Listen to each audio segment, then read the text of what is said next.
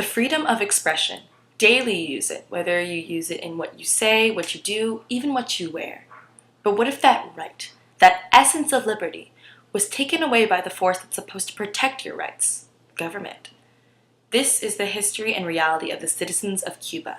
In the past, authoritarian dictators have ruled the Cuban people with an iron fist, crushing those who dared to defy their reign.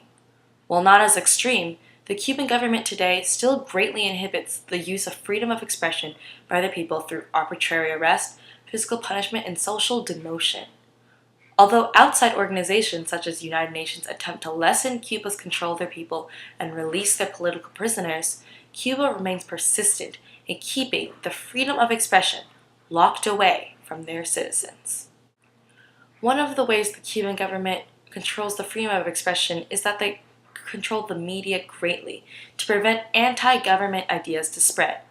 In modern day, Cuba monitors journalists in the country, making sure that they do not report anything anti-government, as well as shutting down dissident newspapers and replacing them with their own. Their control of the media causes people not to be able to think for themselves or reach out to others about problems in the country. This is where the government ends up revoking the people's freedom of expression in order to fulfill their desire for power.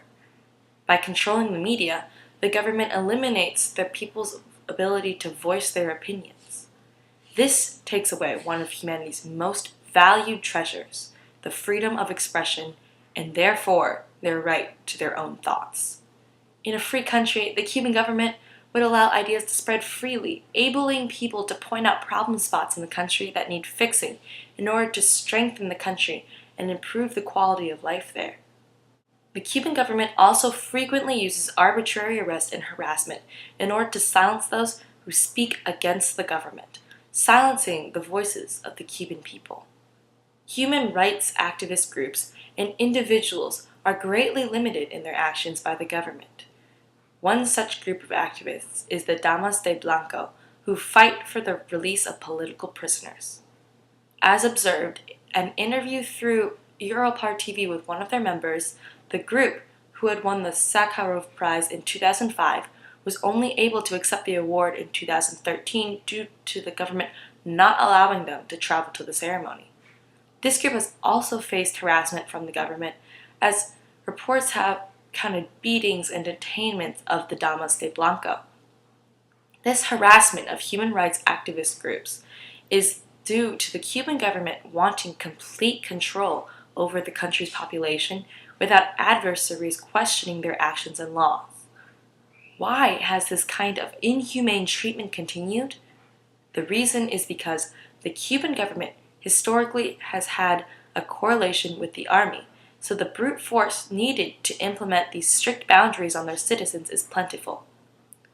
Influence from Fidel Castro's authoritarian rule linger, allowing for this harsh treatment of their citizens to be considered a viable solution to obedience.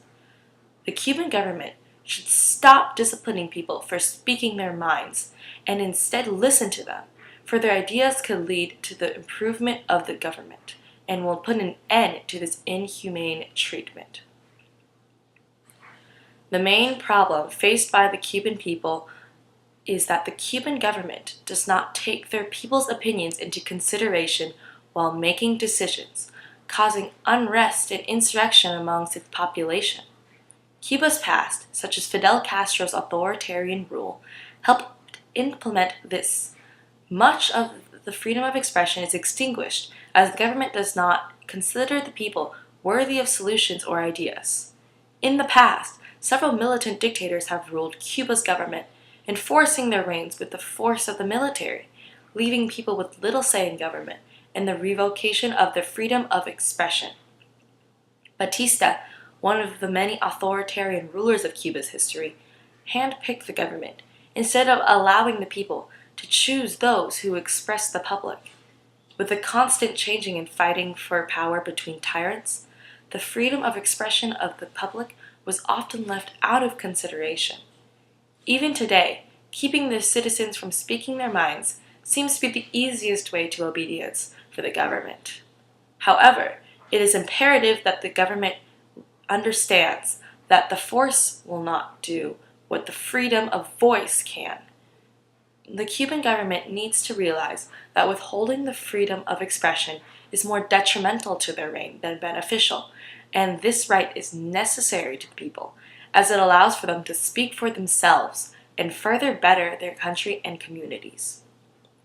Giving the Cuban people the freedom of speech would not only lead to their own benefit, but to the overall good of others and the country itself, as it would strengthen the government and mend holes in the government's conduct and reign. In the end, the Cuban Constitution states that the freedom and inviolability of persons is assured to all those who live in the country. Nobody can be arrested, except in the manner with the guarantees and in cases dictated by law. So where is the Cuban citizen's rightful freedom of expression without harassment?